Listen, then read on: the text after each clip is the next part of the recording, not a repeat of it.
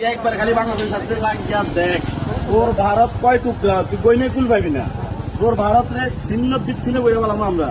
তুই কি মনে করস আর কি শেখ হাসিনা বইয়া রয়েছে, তোর বাপ বইয়া রয়েছে, তোর বাপ শেখ মুজিবুর ক্ষমতা আছে, আওয়ামী লীগের দোষরা আছে, সুশীলরা আছে। তুই একবার খালি টোকা দিয়ে দেখ, খালি মোহাম্মদের চাকে একটা ডিল মাইরা দেখ। তোর সাগুয়া মামা সিটে কাগজি গাওয়াম আমরা দেখা হস্তা মনে করিস আমরা 18 কোটি, তো আমরা 18 কোটি শহীদ দিতে প্রস্তুত। তারপর তোর আগে সাথে গিয়ে বাংলাদেশ পারবো আমরা ইনশাল্লাহ, আগে আল্লাহ। প্রিয় ভারতবাসী, আপনারাই দেখতে পাচ্ছেন আমাদের দেশটাকে কিভাবে তারা এত অপমান করতেছে। আমাদের যে দেশের প্রধানমন্ত্রী, তাকে পায়ের নিচে পদদলিত করতেছে। তো আমাদের ভারতের যে জনগণ আমরা আছি, আমাদের কি কিছু করার প্রয়োজন নেই?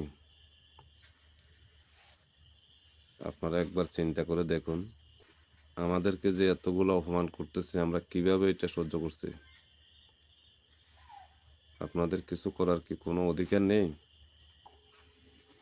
সারা ভারতবর্ষের লোক একতাবদ্ধ হয়ে ঝাঁপিয়ে পড়ুন।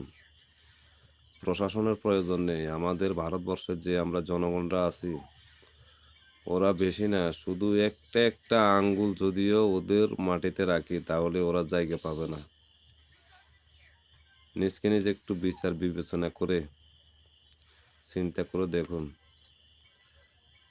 এই যে এইভাবে আমাদের প্রধানমন্ত্রীকে পায়ের তলে পাড়াইতেছে, এটা কি আপনার আর আমাদের অপমান হচ্ছে না?